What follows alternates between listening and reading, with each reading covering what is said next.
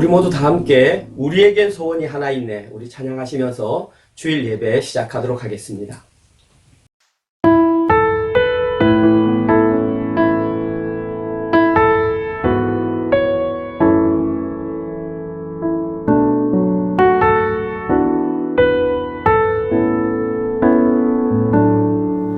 우리에겐 소원이 하나 있네.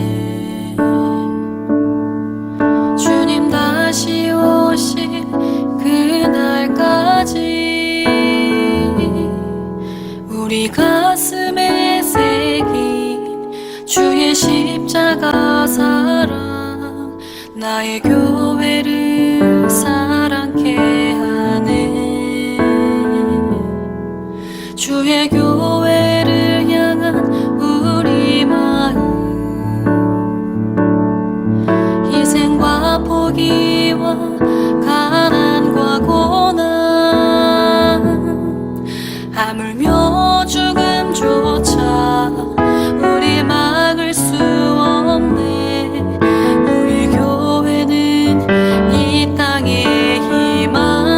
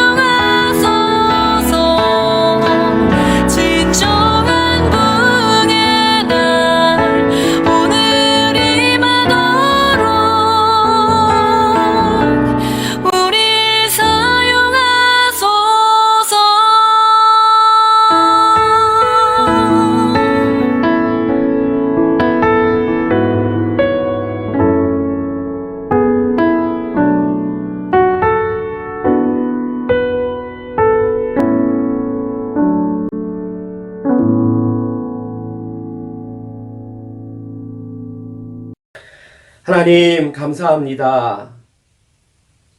너무나 힘들고 어려운 환경 속에서도 이렇게 예배 자리에 나올 수 있도록 환경과 여러 가지 상황들을 마련해 주신 하나님 참으로 감사드립니다. 특별히 힘들고 어려운 상황 가운데에 생수와 같은 갈라디아서 말씀을 통하여 저희들에게 정말 길을 보여주시고 빛을 내려주시니 참으로 감사합니다. 저희들이 깨달은 그 말씀을 가지고 또 한 주간을 열심히 살아내게 하시고 저희들이 깨달은 십자가 복음을 저희들의 삶을 통해서 잘 살아내는 우리 은혜로 교회 성도들 되게 하여 주시옵소서.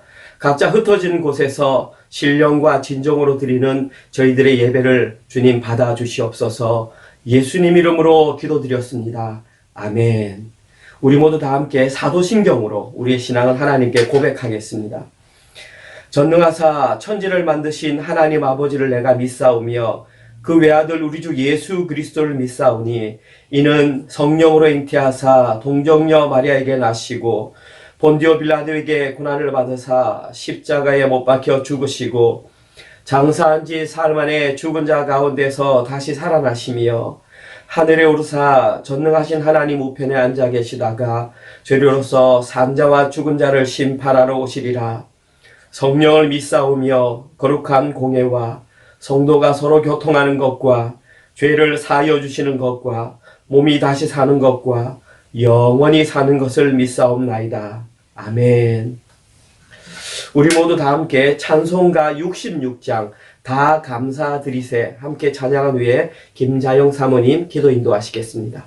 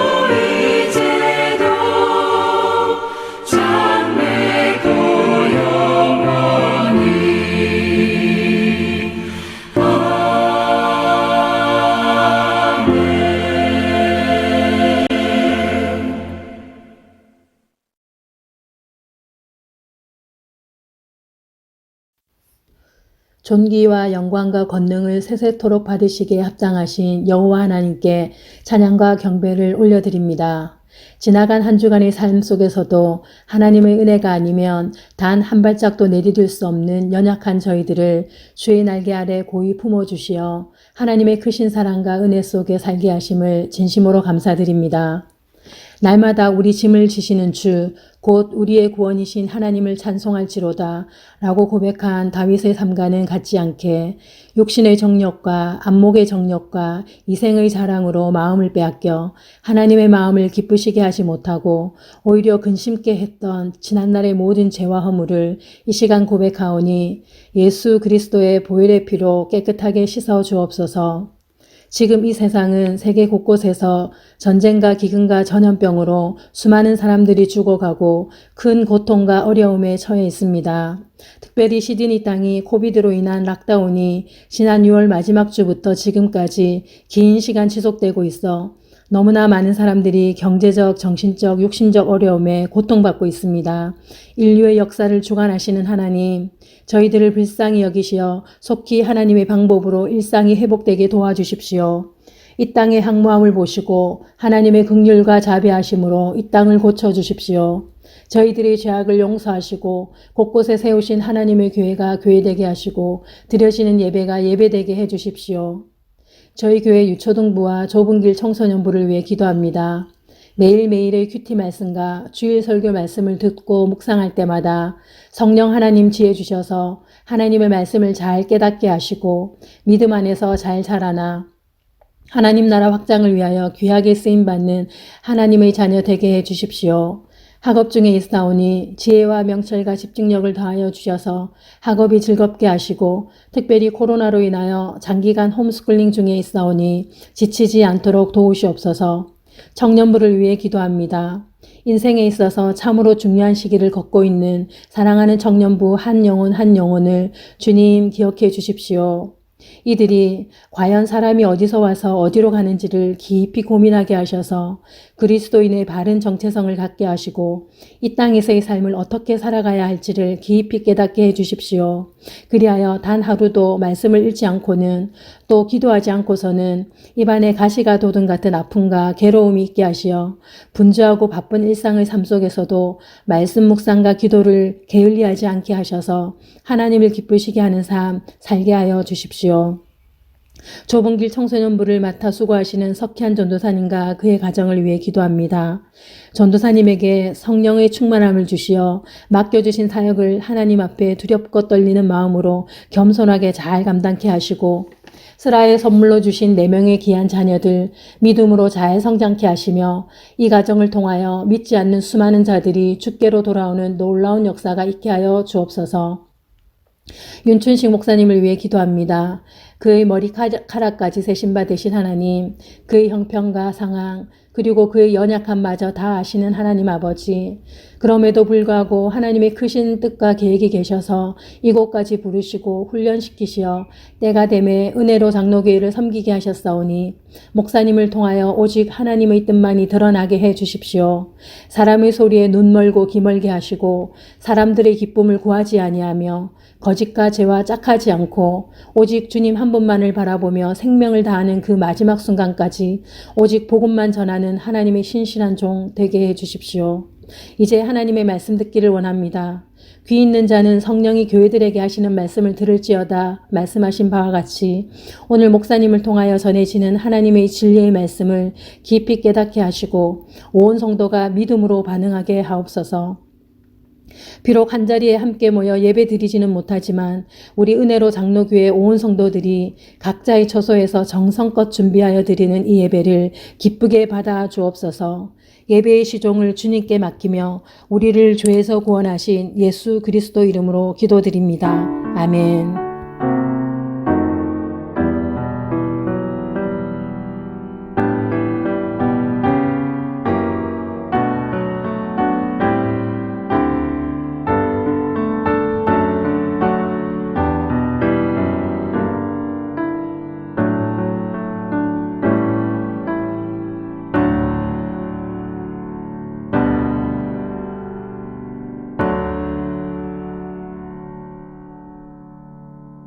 오늘 저희들이 함께 나눌 말씀은 갈라디아서 3장 1절에서 9절 말씀입니다.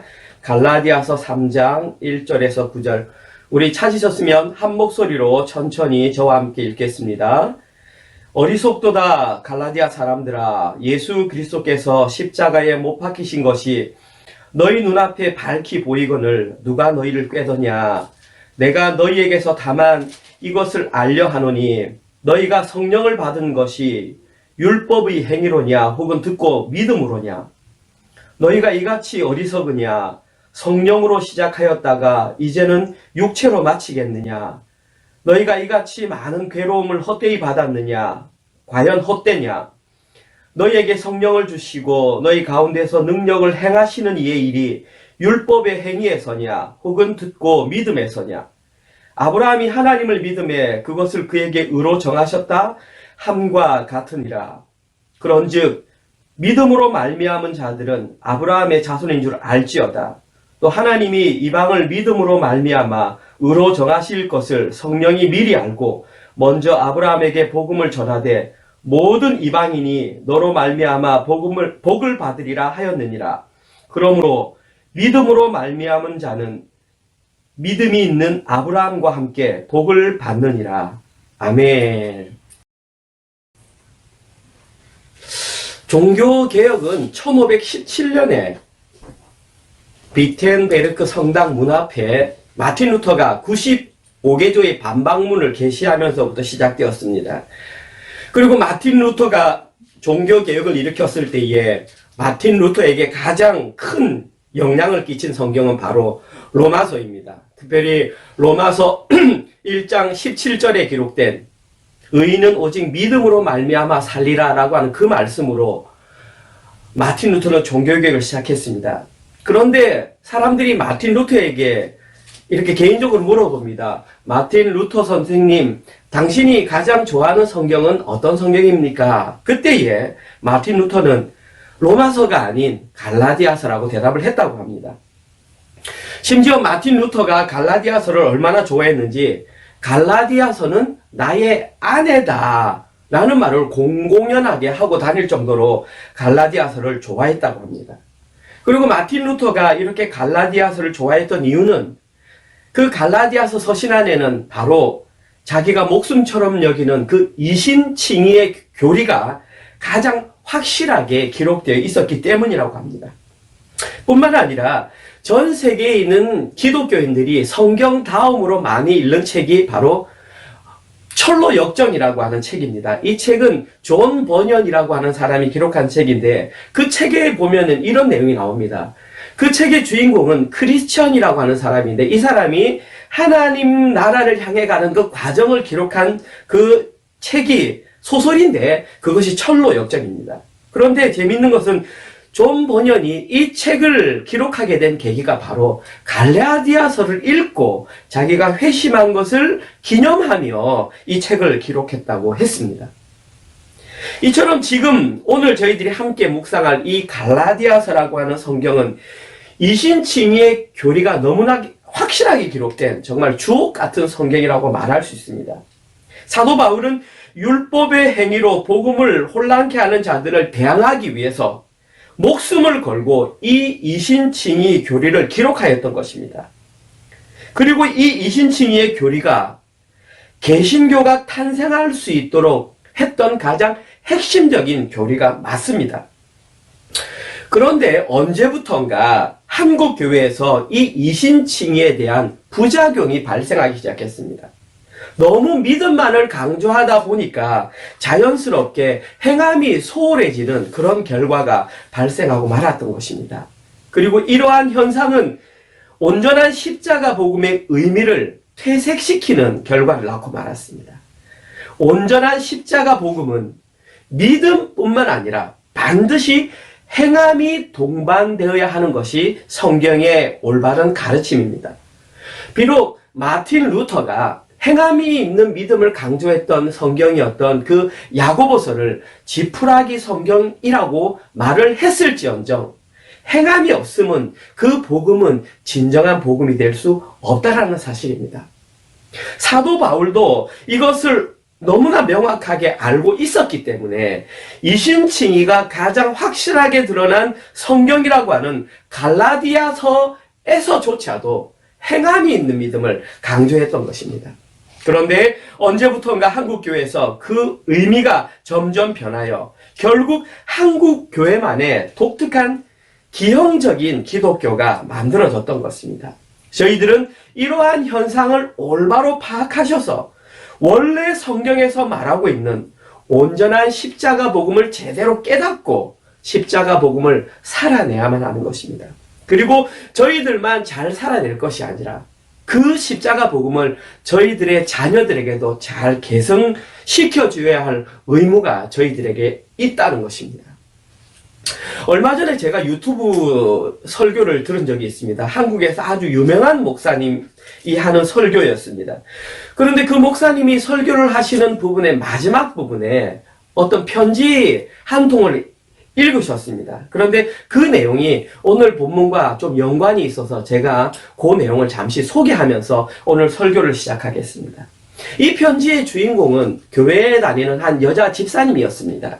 그런데 이 여자 집사님의 남편분은 소위 교회에서 말하는 믿음이 좋기로 소문난 사람이었습니다.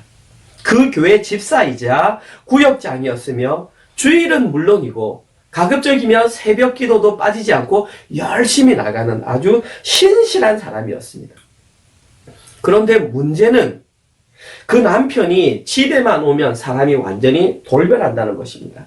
집에만 오면 언어 폭력은 물론이고 심지어 육체적인 폭력까지도 서슴지 않고 행하는 사람이었다고 합니다. 그리고 그 가정에는 10대에 해당하는 딸아이가 한 명 있었는데 딸아이가 보는 앞에서도 그 어머니를 폭행했다고 합니다. 그러면서도 딸아이를 향하여 하는 말이 엄마가 맞을 짓 해서 맞는 거니까 너는 신경 쓰지 말라고 그렇게 말을 했다고 합니다. 그리고 출세욕은 또 얼마나 많은지 한쪽 발을 세상에 두고 있으면서 쉬지도 못하고 항상 조바심을 내면서 살아간다고 합니다. 그리고 딸아이에게도 세상적으로 성공하려면 공부를 해야 된다고 매일 공부하라고 닥달을 한다고 합니다. 또한 자신은 늘 상대방에게 용납받기를 원하면서도 자신은 절대로 다른 사람을 용납하지 못하는 완벽한 이중인격자의 모습을 드러내었다고 합니다. 그래서 이 여집사님은 그 모습을 보고 더 이상 참을 수가 없어서 미쳐버릴 것 같다고 했습니다. 그래서 이 상황을 이겨내기 위해서 기도도 해보고 여러 가지 많은 노력도 하지만 집에 가서 쌍욕을 듣고 구타를 당하고 나면 그 정신적인 피폐함과 자존감의 상실로 말미암아 무력해지는 자기 자신을 발견하는 것이 너무나 싫다고 했습니다. 그리고 이 편지는 이렇게 마무리됩니다. 목사님, 이런 미성숙한 남편을 위해 책을 좀 써주세요. 이렇게 고통받는 자들이 한국에는 생각보다 많이 있습니다. 이들과 자녀들이 회복될 수 있도록 책으로 좀 도와주세요. 라고 이렇게 편지가 마무리되었습니다. 여러분들은 이 편지의 내용을 들으면서 어떤 생각이 드십니까? 저는 개인적으로 이 편지 내용을 들으면서 너무나 마음이 아팠습니다. 그리고 제가 조금 과장되게 표현한다면 바로 이러한 현상이 한국교회의 민낯이 아닌가, 저는 그런 생각을 해보았습니다. 지금도 여전히 교회에 가면 이런 사람을 보고 신앙이 좋은 사람이라고 평가를 하고 있는 것이 현실적인 사실입니다. 도대체 이 여집사님의 남편은 왜 이렇게 신앙생활을 하고 있는 것일까요? 어떤 면에서 보면 이 남편 집사님 또한 또 한 사람의 피해자라고 볼 수도 있습니다. 이분은 교회에서 십자가 원리, 십자가 복음을 온전히 깨닫지 못하고 성속의 원리를 잘못 배우고 잘못 적용했던 결과가 바로 이러한 모습으로 드러났던 것입니다. 교회라고 하는 것은 거룩한 곳이고 사회라고 하는 것은 거룩하지 않은 곳이기 때문에 교회에서 하는 행동은 모두 다 좋은 행동이고 사회에서 하는 행동은 그렇지 않다라는 잘못된 가르침을 배웠기 때문에 이와 같은 삶을 살면서도 자신이 무엇을 잘못했는지 잘 깨닫지 못했던 것입니다. 한국교회가 너무 성장 위주의 목표만을 향해 달려가다가 진짜 중요한 올바른 십자가 복음을 제대로 가르치지 못한 결과가 바로 이와 같은 현상으로 나타났던 것입니다. 이런 자들이 사회에서 문제를 일으키게 되면 사람들은 그런 자들을 통하여 바라본 기독교를 개독교라고 말을 하는 것입니다. 이처럼 올바른 십자가 복음을 제대로 가르치는 것은 너무나 중요한 일입니다.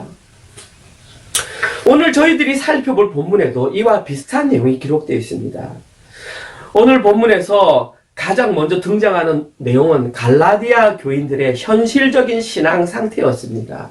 오늘 본문 1절에서 5절을 제가 다시 한번 읽어보겠습니다. 어리석도다 갈라디아 사람들아, 예수 그리스도께서 십자가에 못 박히신 것이 너희 눈앞에 밝히 보이거늘 누가 너희를 깨더냐? 내가 너희에게서 다만 이것을 알려 하노니 너희가 성령을 받은 것이 율법의 행위로냐 혹은 듣고 믿음으로냐? 너희가 이같이 어리석으냐? 성령으로 시작하였다가 이제는 육체로 마치겠느냐? 너희가 이같이 많은 괴로움을 헛되이 받았느냐? 과연 헛되냐? 너희에게 성령을 주시고 너희 가운데서 능력을 행하시는 이의 일이 율법의 행위에서냐 혹은 듣고 믿음에서냐? 사도 바울이 언급했던 갈라디아 교인들의 신앙 상태는 한마디로 어리석음이었습니다. 오늘 본문 3장 1절에 기록된 어리석도다 라고 하는 한글 본문 앞부분에 원어를 보면 오라고 하는 감탄사가 기록되어 있는 걸 볼 수 있습니다. 다시 말해서 사도 바울은 그 갈라디아 성도들에게 편지를 쓰면서 오 어리석도다 갈라디아 교인들이여 이렇게 감탄문을 사용해서 이 글을 적었다는 사실입니다. 사도 바울은 오늘 본문 1절에서 한 번만 어리석다고 말을 했던 것이 아니라 오늘 본문 3절에서도 너희가 이같이 어리석으냐라고 반복해서 언급을 했다는 사실입니다. 지금 사도 바울이 그 마음이 얼마나 안타까웠으면 두 번이나 연속해서 갈라디아 성도를 향하여 어리석다고 말을 했던 것입니다. 자기 자신은 목숨을 걸고 십자가 복음을 전했는데 한순간에 그 십자가 복음이 흔들렸다는 소식을 들으니까 사도 바울의 마음이 너무나 아팠던 것입니다. 또한 여기에 기록된 어리석도다라고 하는 이 단어의 원어적인 의미는 깨닫지 못하다라는 의미가 있습니다. 다시 말해서 지금 사도 바울은 갈라디아 교인들 향해서 이렇게 말하는 것입니다. 너희들은 어떻게 그렇게 깨닫지 못하느냐 이렇게 지금 말을 하고 있는 것입니다. 사도 바울은 갈라디아 교회 성도들이 이미 십자가 복음을 충분히 깨달았다고 생각했는데 막상 현실의 뚜껑을 열어보니 현실이 그렇지 않았던 것이 너무나 안타까웠다는 것입니다. 그리고 저희들은 갈라디아 교회 성도들이 미혹된 그 내용을 이미 너무나 잘 알고 있습니다. 앞부분에 어떤 내용이 있었는지 저희들은 이미 묵상을 했습니다. 그리고 그것은 가장 대표적인 것이 바로 할례와 관련된 내용이었습니다. 거짓 교사들은 갈라디아 교인들에게 십자가 복음만으로는 부족하니 너희들이 진짜 그리스도인이 되기 위해서는 유대인들처럼 할례를 받아야 한다고 미혹했던 것입니다. 사실 그리고 거짓 교사들이 그들에게 내밀었던 이 할례는 하나의 율법의 규정의 예에 불과했습니다. 진짜 거짓 교사들이 그들에게 행하려고 했던 것은 할례를 빌미로 하여 십자가 복음에다가 할례의 율법의 규정 전체를 더 씌우려고 했던 것입니다. 여러분들은 이미 분명히 아십니다. 이 세상에 존재하는 사람 가운데에 그 누구도 율법을 통해서 구원을 받을 수 있는 사람은 단 한 사람도 없습니다. 만약에 이 세상에 그런 사람이 존재했다면 예수님께서는 이 땅에 인간의 몸을 입고 오지 않으셨고 십자가에 달려 돌아가실 필요가 없었습니다. 뿐만 아니라 만약에 그런 사람이 있었다면 어제 본문이었던 갈라디아서 2장 21절에서 언급했던 것처럼 예수님의 죽음은 바로 헛된 죽음이 되고 말았던 것입니다. 다시 말해서 지금 거짓 교사들이 가르쳤던 이 내용은 십자가 복음의 의미를 왜곡하는 완벽한 거짓 복음이었던 것입니다.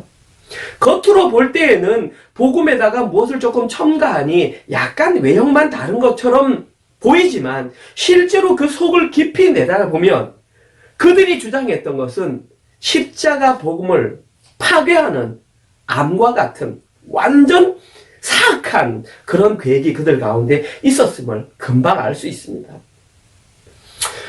그러면 갈라디아 교인들은 사도 바울을 통해서 십자가 복음을 올바로 전달받았음에도 불구하고 왜 이러한 거짓 선지자들의, 거짓 교사들의 거짓 복음에 쉽게 넘어갔던 것일까요?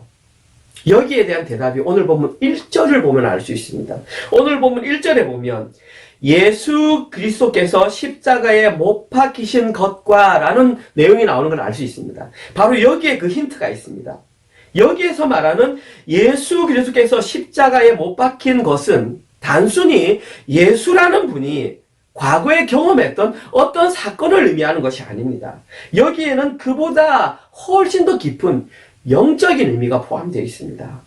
이와 관련된 내용을 온전히 이해하기 위해서는 어제 본문이었던 갈라디아서 2장 20절의 내용을 저희들이 한번 살펴보아야 합니다. 갈라디아서 2장 20절입니다. 제가 읽어봅니다.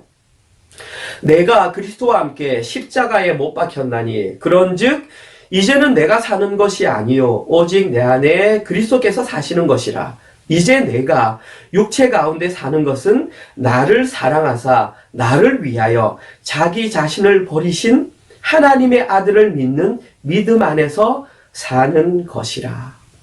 여기에 기록된 이 내용이 사도 바울이 오늘 본문 1절에서 말을 했던 예수 그리스도께서 십자가에 못 박히신 것에 대한 해설이라고 말을 할 수 있습니다. 갈라디아서 2장 20절을 보면 사도 바울은 자신이 바로 그리스도와 함께 십자가에 못 박혔다고 분명하게 말했습니다. 이것이 의미하는 것은 예수님께서 십자가에 못 박히신 그 사건은 예수님만 돌아가신 것이 아니라 자기 자신도 예수님과 함께 십자가에 분명하게 못 박혔다는 것을 의미합니다. 이제 그렇게 되면 사도 바울은 뭐라고 하냐면은 자기 자신은 이미 십자가에 못 박혔기 때문에 온전히 죽은 자가 되고, 그리고 그 사람 안에는 오직 나는 없고 예수 그리스도만 살아계신다는 의미입니다. 그러면 이때부터 이 사람이 하는 모든 행동은 그 사람이 하는 것이 아니라 그 속에 살아계신 예수 그리스도께서 행하는 것이랍니다. 그런 사람에게는 절대로 율법의 행위가 들어갈 수 없다라는 사실입니다. 그런데 갈라디아 교회 성도들이 이러한 개념을 온전히 자기 것으로 만들지 못함으로 말미암아 거짓 교사들이 거짓 복음으로 그들을 미혹했을 때에 그들은 그 미혹에 넘어갈 수밖에 없었던 사실입니다. 그리고 저희들은 이 부분에서 아주 중요한 교훈 하나를 발견할 수 있습니다. 그것이 뭐냐 하면 누군가가 십자가의 복음을 한 번 전에 듣고 그것을 깨달았다고 해서 그 사람에게 구원이 온전히 이루어졌다고 말할 수 없다는 사실입니다. 갈라디아 성도들도 사도 바울을 통해서 온전한 십자가 복음을 들었습니다. 그러함에도 불구하고 거짓 선지자들의 유혹에 넘어갔던 사람이 있었다는 사실입니다. 다시 말해서 십자가 복음은 하나의 마스터 키와 같다는 사실이 아닙니다. 그것은 그냥 손만 대면 열리는 무조건 해결될 수 있는 그런 문제가 아니라는 사실입니다. 십자가 복음은 한 번 들어서 끝이 나는 것이 아니라 이 땅에서 생명이 다하는 날까지 계속해서 묵상하며 살아야 할 일용할 양식과 같은 것이 바로 십자가 복음이라는 것입니다. 따라서 저희들은 날마다 그 일용할 양식을 먹으면서 저희들의 구원을 온전히 이루어 나가야 하는 것입니다. 그리고 그렇게 자라가는 그것이 바로 자기의 삶을 통해서 십자가 복음을 살아내는 것이며 예수님과 함께 십자가 위에서 죽는 것입니다. 저희들이 그렇게 완전히 죽게 되었을 때에 우리에게는 오직 예수님 한 분만 드러나게 되는 것입니다. 이것이 바로 사도 바울이 죽을 각오로 외쳤던 그 십자가 복음의 정체였던 것입니다. 오늘 제가 설교의 서두 부분에서 소개시켜드렸던 그 여집사님의 남편분은 평생토록 교회에 다녀도 이것을 올바로 깨닫지 못했기 때문에 그렇게 행동할 수밖에 없었던 것입니다. 그 남편 집사님을 포함한 오늘 본문인 이 갈라디아서에 등장하는 거짓 교사들은 십자가 복음에서 가장 핵심적인 요소인 그 자기 부인을 빼버리고 그 자리에 다른 것을 대체하려고 했던 것입니다. 그 십자가 복음은 빼고 자기들이 좀 할 수 있는 다른 것을 넣음으로 그 같은 결과를 만들어내려고 했던 것입니다. 그렇게 신앙생활을 하면 자기 자신은 죽지 않고도 구원을 얻을 수 있다라고 생각을 했던 것입니다. 그런데 성경 어디를 살펴보아도 그렇게 구원을 받을 수 있다고 언급한 구절은 단 한 구절도 없습니다. 예수님께서는 공생의 사역 내내 제자들을 향하여 자기를 부인하고 자기 십자가를 져야 한다고 가르쳐 주셨습니다. 저희들도 그들과 같은 입장에 놓이지 않기 위해서는 진짜 정신 바짝 차리고 신앙생활을 해야 합니다. 저희들도 매일매일 십자가 복음을 묵상하면서 자기 부인의 길을 걸어가지 않으면 언제든지 그 거짓 복음에 넘어질 수 있을 가능성이 있다는 것을 명심하셔야 합니다. 다음으로 오늘 본문에서 저희들이 두 번째로 살펴보아야 할 내용은 자신의 일생을 통하여 십자가 복음을 아주 잘 살아낸 한 사람의 이야기가 등장하고 있습니다. 그 사람은 바로 아브라함이었습니다. 오늘 보면 6절과 9절입니다. 아브라함이 하나님을 믿음에 그것을 그에게 의로 정하셨다 함과 같으니라. 그런즉 믿음으로 말미암은 자들은 아브라함의 자손인 줄 알지어다. 또 하나님이 이방을 믿음으로 말미암아 의로 정하실 것을 성경이 미리 알고 먼저 아브라함에게 복음을 전하되 모든 이방인이 너로 말미암아 복을 받으리라 하였느니라. 그러므로 믿음으로 말미암은 자는 믿음이 있는 아브라함과 함께 복을 받느니라. 여러분들이 너무나 잘 아시는 것처럼 그 육적인 이스라엘 백성들이 성경에서 가장 존경하는 인물 한 사람을 뽑으라 그러면 바로 아브라함을 가장 먼저 제시합니다. 그들은 자신들이 육적으로 아브라함의 자손인 것을 자기 인생 최대의 자랑거리로 최고의 영광으로 삼는 그 사람이 바로 아브라함입니다. 그런데 오늘 본문에서 사도 바울은 십자가 복음을 가장 잘 살아낸 인물로 언급하는 인물이 바로 아브라함이라는 사실입니다. 이것은 어떻게 보면 아주 심한 아이러니라고 말할 수 있습니다. 그런데 오늘 본문을 잘 살펴보면 여기에는 사도 바울의 깊은 가르침이 그 안에 숨겨져 있는 것을 저희들은 발견할 수 있습니다. 왜냐하면 아브라함이 십자가 복음으로 그 구원받는 것을 증명해내면 아브라함 이후에 등장하는 구약 성경에 등장하는 모든 믿음의 사람들은 바로 자동적으로 아브라함과 같이 십자가 복음에 의해 구원받았던 것이 증명되기 때문입니다. 사도 바울은 그들 가운데에 가장 최고 센 사람, 그 한 사람의 문제를 해결함으로 말미암아 그 이후에 발생하는 모든 시비를 단 한순간에 해결하려고 이 아브라함을 등장시켰던 것입니다. 오늘 본문 6절을 보시면 그 6절에 기록된 사도 바울이 주장했던 그 내용은 창세기 15장 6절의 내용을 그대로 인용한 것입니다. 창세기 15장 6절입니다. 아브라함이 여호와를 믿으니 여호와께서 이를 그의 의로 여기시고, 창세기 본문에 보시면 이렇게 기록되어 있습니다. 그의 의로 여기시고, 그런데 오늘 본문에는 그것을 약간 바꾸어서 그에게 의로 정하셨다 이렇게 했습니다. 그런데 이 두 개는 의미가 똑같은 것입니다. 사도 바울이 임의대로 글자를 바꿨을 뿐입니다. 이것이 의미하는 것은 무엇이냐 하면 원래는 그럴 자격이 없는데 하나님께서 그렇다고 인정해 주셨다는 것입니다. 그리고 이 단어들은 원래 법정에서 사용하는 법정적인 단어였습니다.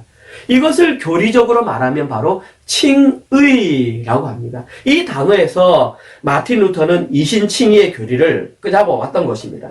다시 말해서 신분상으로는 이미 법적인 효력이 발생하지만 상태적인 면에서는 아직 완성되지 않은 그 상태가 바로 이 여겨진 칭의의 상태였던 것입니다.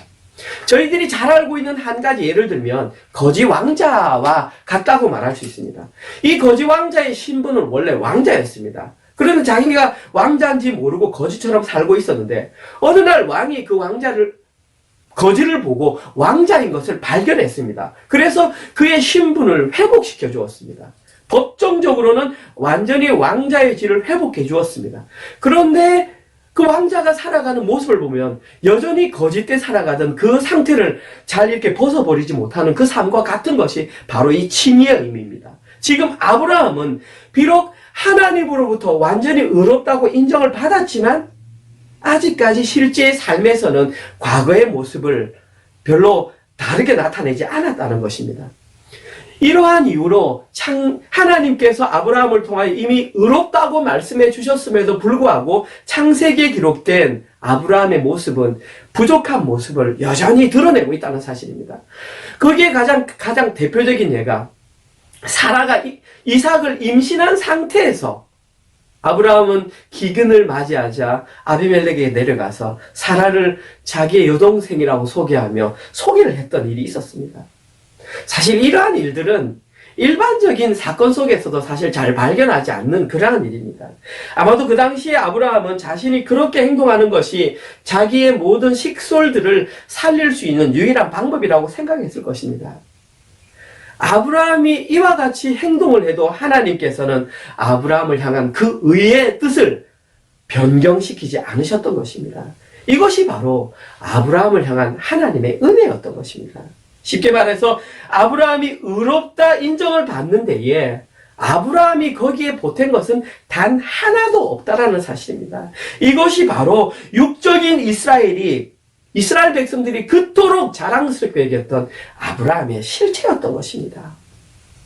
아브라함이 구원을 받을 수 있었던 것은 자기의 능력이나 율법을 지켜서라든지 할례를 받아서가 아니라 오직 예수 그리스도의 십자가 복음을 믿었기 때문에 아브라함도 구원을 받을 수 있었던 것입니다. 이러한 내용이 진짜 확실하다는 것을 깨달았던 사도 바울은 거짓 복음으로 인해 혼란스러워하는 갈라디아 성도들에게 다시 한 번 더 확실한 예로 아브라함의 예를 들어주었던 것입니다. 기억하라는 것이었습니다. 뿐만 아니라 사도 바울은 오늘 본문 내용을 통해서 지금 이 시대를 살아가고 있는 이 시대의 성도들에게도 동일한 메시지를 선포하고 있는 것입니다. 너희들도 정신 똑바로 차리지 않으면, 오직 십자가 복음을 붙들지 않으면 이런 실수를 반복할 수 있으니 정신 차리라는 것입니다.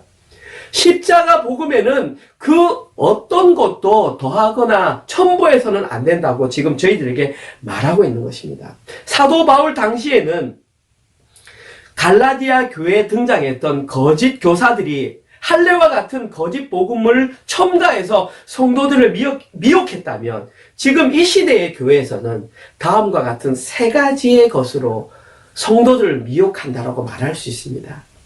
첫 번째, 그들을 미혹하는 것이 바로 이적과 기사입니다. 이러한 미혹을 사용하는 자들은 오순절 성령 강림 때 임재하셨던 그 성령의 역사가 지금 이 시대에도 항상 동일하게 임재해야 된다고 그렇게 가르칩니다. 그리고 그들은 그 성령의 증거가 나타나야만 구원이 완성된다고 그렇게 주장을 합니다. 그런데 제가 결론부터 말씀드리면 결코 그렇지 않습니다. 구원은 오직 십자가 복음으로 충분합니다. 그들이 주장하는 것처럼 성령님은 어떤 능력이나 힘이 아닙니다. 성령님은 삼위일체의 한 분이시며 완벽한 인격체이십니다. 그리고 지금 이 시대에 성령님께서 하시는 가장 중요한 사역은 말씀을 깨닫게 하시는 것입니다. 성령님은 저희들이 설교를 들을 때에 그 내용을 잘 깨닫게 하시고, 여러분이 집에서 성경을 읽을 때에 그 내용을 잘 깨닫게 하셔서 하나님과 깨어졌던 관계를 연결시켜 주시는 그분이 바로 성령님이십니다. 그런데 그런 하나님이신 성령님을 마치 어떤 힘이나 물건처럼 성령을 받아라, 오라, 가라 이렇게 함부로 말하는 것은 하나님의 이름을 회방하는 아주 정말 큰 죄를 짓는 것과 같은 것입니다. 다음으로 그들이 두 번째 미혹하는 수단으로 사용하는 것은 바로 헌신과 봉사입니다. 이러한 미혹을 사용하는 자들은 주로 전통이 있고 보수적인 교회에 속해 있는 자들이 주로 이것을 사용합니다. 이들은 헌신과 봉사를 열심히 해야 구원을 받을 수 있는 것처럼 성도들을 미혹합니다. 사랑하는 성도 여러분, 물론 교회에서는 헌신과 봉사가 필요합니다. 지금 저희 은혜로 교회가 지금 이 자리까지 올 수 있는 것도 바로 여러분들의 헌신과 봉사로 이 자리에 올 수 있었습니다. 그런데 중요한 것은 우선순위입니다. 헌신과 봉사는 구원의 조건이 아니라 십자가 복음을 온전히 깨닫고 그것을 살아낸 사람에게서 자연스럽게 흘러나오는 은혜의 결과물이어야 하는 것입니다. 그런데 문제는 너무나 많은 교회에서 십자가의 복음의 의미도 제대로 깨닫지 못한 사람들에게 무리하게 헌신과 봉사를 강요하는 것이 문제입니다. 그렇게 신앙생활을 하다 보면 단기간에는 기쁨을 누릴 수 있지만 그것이 길어지면 금방 바닥을 드러내게 되어 있습니다. 이러한 이유로 저희 은혜로 교회에서는 가급적이면 헌신과 봉사를 강요하지 않을 계획입니다. 저희 교회에서는 스스로 그 은혜에 감격하여 기쁨으로 헌신할 때까지 저희들은 기다릴 것입니다. 마지막으로 세 번째 그들이 사용하는 미혹의 방법은 사회 참여입니다. 이러한 미혹의 방법은 주로 진보적인 성향을 가진 교회들에서 많이 사용을 합니다. 여기에서 한 발 더 앞서가는 그 신학이 바로 민중신학입니다. 이 민중신학을 주장하는 자들은 저희들이 믿고 따르는 개혁주의 구원관과는 아주 다른 자들입니다. 쉽게 말해서 그들은 저희들과 같은 메시아이신 예수님을 믿지 않습니다. 그들은 민중을 해방시켜주고 그들을 경제적인 것에서부터 자유롭게 해주는 그런 사람이 그들의 메시아 구원자로 인정하는 것입니다. 이들 가운데에 좀 많은 사람들은 성경에 기록된 예수님께서 행하셨던 이적과 기사를 하나님의 말씀으로 믿지 않습니다. 이들은 성경에서 말하는 십자가 복음과는 상당히 거리가 먼 자들이라고 말할 수 있습니다. 이처럼 자신이 교회 안에 속해 있다고 하면서도 십자가 복음을 제대로 깨닫고 신앙생활을 하는 것은 결코 쉬운 일이 아닙니다. 저희들도 정신 바짝 차리지 않으면 언제든지 거짓된 미혹에 넘어갈 수 있음을 반드시 명심해야 하는 것입니다. 그러면 오늘 설교의 마지막으로 십자가 복음을 통하여 이 행함이 있는 믿음을 살아내었던 아브라함의 모습이 어떠한 삶이었는지를 살펴보고 오늘 설교를 마치도록 하겠습니다. 창세기 22장 9절에서 12절 내용을 한번 살펴보겠습니다. 창세기 22장 9절에서 12절 내용입니다. 하나님이 그에게 일러 주신 곳에 이른지라 이에 아브라함이 그곳에 제단을 쌓고 나무를 버려놓고 그 아들 이삭을 결박하여 제단 나무 위에 놓고 손을 내밀어 칼을 잡고 그 아들을 잡으러 하니 여호와의 사자가 하늘에서 그를 불러 이르시되 아브라함아 아브라함아 하시는지라 아브라함이 이르되 내가 여기 있나이다 하매 사자가 이르시되 그 아이에게 네 손을 대지 말라 그에게 아무 일도 하지 말라 네가 네 아들 네 독자까지도 내게 아끼지 아니하였으니 이제야 네가 하나님을 경외하는 줄을 아노라. 이 본문에서 아브라함은 하나님께서 100세에 낳은 독자 이삭을 바치라고 명령하셨을 때에 단 한순간도 주저하지 않고 하나님께 즉시 순종했음을 알 수 있습니다. 이러한 아브라함의 모습은 저희들이 좀 전에 살펴보았던 처음 하나님으로부터 의롭다함을 받았을 때 아브라함의 모습과는 사실은 완전히 다른 모습이에요. 아브라함은 믿음이 성숙한 자로 자라 있었던 것입니다. 이렇게 믿음이 성숙한 자로 자라 있었던 아브라함에게 지금 이 정도 시험은 아무런 문제가 되지 않았습니다. 만약에 이 사건을 통해서 하나님께서 진짜 이삭을 죽이신다면 하나님께서는 이삭과 같은 또 다른 자를 주시든지 아니면 또 다른 방법을 통해서 하나님의 언약을 이루실 것을 아브라함은 확실하게 믿었다는 것입니다. 뿐만 아니라 저희들이 반드시 기억해야 하는 사실은 지금 이 자리에서 이삭이 죽이려고 했던 그 이삭은 더 이상 이삭이 아니라 바로 아브라함 자기 자신이었다는 것입니다. 혹시 여러분들은 여러분들의 자녀가 위험에 처하거나 혹은 죽을 상황에 처한 것을 직접 목격하신 적이 있으십니까? 저는 오늘 성경의 내용과 똑같지는 않지만 그런 비슷한 경험을 한 적이 있었습니다. 그때에 제 입에서 가장 먼저 터져 나왔던 말이 뭐냐면 하나님 제가 대신 아프면 안 되겠습니까? 라는 그런 기도가 제 입을 통해서 터져 나왔습니다. 그 순간 저도 제가 왜 그렇게 말을 했는지 잘 모르겠습니다. 아마도 그 상황이 너무나 두렵고 무서워서 본능적으로 그렇게 기도가 나왔는지 모르겠습니다. 아무튼 자식을 사랑하는 평범한 부모들은 저와 같은 기도를 했을 것이라고 생각합니다. 자녀를 사랑하는 평범한 부모님들은 자식이 죽는 것을 자기 눈으로 목격하는 것보다 차라리 자기 자신이 죽는 것을 선택하는 것이 일반적인 경우라고 말씀드릴 수 있습니다. 오늘 본문에 등장했던 이 아브라함의 모습이 바로 이와 같은 마음이었을 것입니다.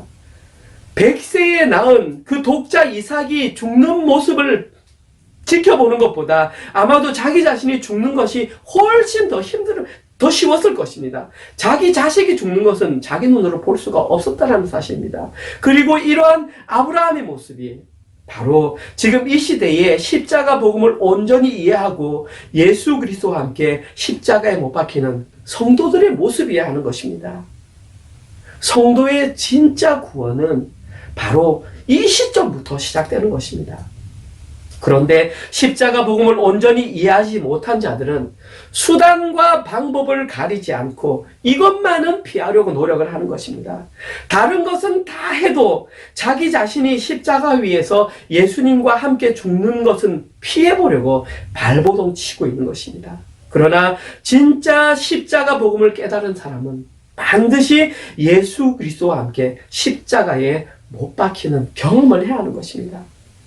그리고 저희들이 진짜 십자가 복음을 온전히 깨달았고 저희들의 삶을 통해서 십자가 복음을 살아내는 자들이 맞다면 저희들도 십자가에서 예수님과 함께 못 박히는 경험을 해야 하는 것입니다. 그러한 모습이 바로 현실의 삶에서 좁은 문을 통과하는 것이며 좁은 길을 걸어가는 것입니다. 그리고 그것이 바로 예수님께서 말씀하셨던 행함이 있는 믿음을 살아가는 모습입니다. 그렇게 행함이 있는 모습을 살아가는 그 자들이 마태복음 7장에 등장하는 반석 위에 집을 지은 자들입니다. 예수님께서는 확실하게 말씀하셨습니다. 내가 마지막에 올 때에 나는 그 열매로 그들을 알아본다고 말을 했습니다. 포도나무에는 포도나무가 열리는 것이 정상이고 무화과 나무에는 무화과 열매가 맺히는 것이 정상입니다.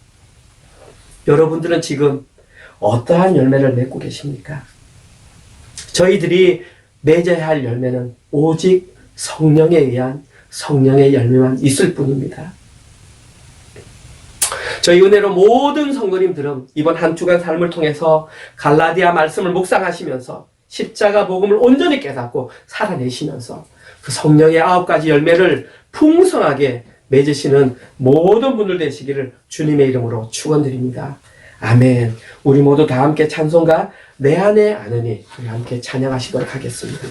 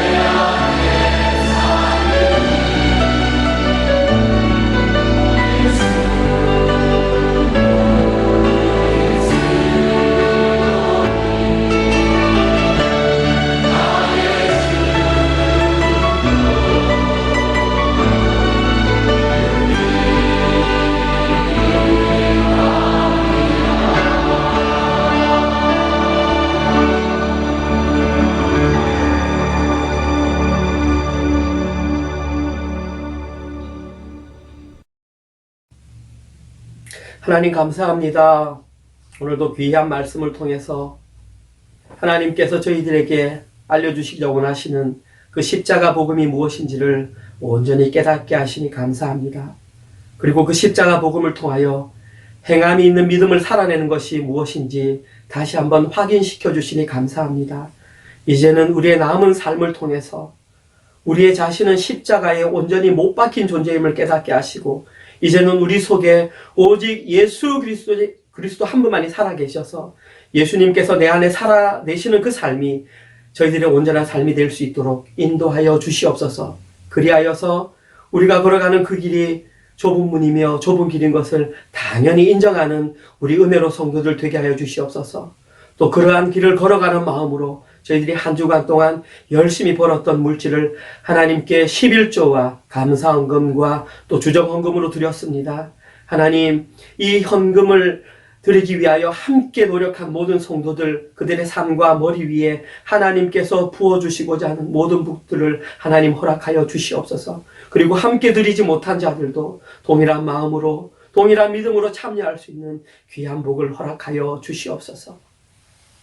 이제는 우리 주 예수 그리스도의 은혜와 하나님의 사랑하심과 성령님의 위로 교통 감화하심, 말씀을 읽을 때에 깨닫게 하심이 예수님께서 걸어가셨던 그 길을 따라가기로 결단하며 예수님과 함께 십자가에 못 박히기로 결단하는 모든 은혜로 성도들 머리 위에 지금부터 영원토록 함께 있을지어다. 아멘.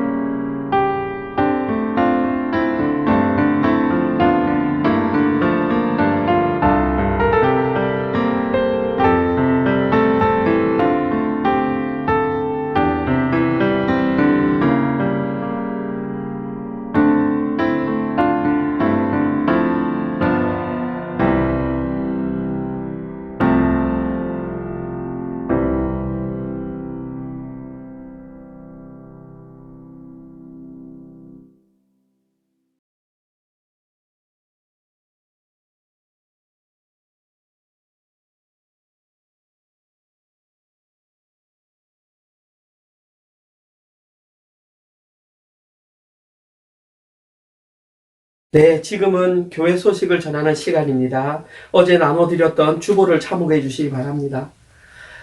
주보를 보시면 별다른 특별한 광고는 없습니다. 지난주와 동일하시고, 오늘 예배 마친 즉시 우리 청소년부 모임 갖고, 그 모임 마친 이후에 오후 3시에 또 우리 새가족부 공부 진행하도록 하겠습니다. 예, 내용이 조금 생각했던 것보다 좀 무겁고 깊긴 하지만 그래도 저희들이 꼭 신앙생활 하기 위해서는 반드시 알아야 할 내용들이니까 좀 힘드시라도 함께 동참하셔서 귀한 깨달음과 또 귀한 나눔이 있었으면 좋겠습니다. 한 주간 동안도 여러분 승리하시고, 혹시나 여러분 가정에 자그마한 것이라도 변동사항이 있거나 기도 제목이 있으시면 지체하지 마시고 저에게 알려주셔서 함께 제가 소식을 나누고 기도하도록 하겠습니다. 우리 모두 다 함께 마지막 찬양, 마라나타 찬양 부르신 후에 주일 예배 마치도록 하겠습니다.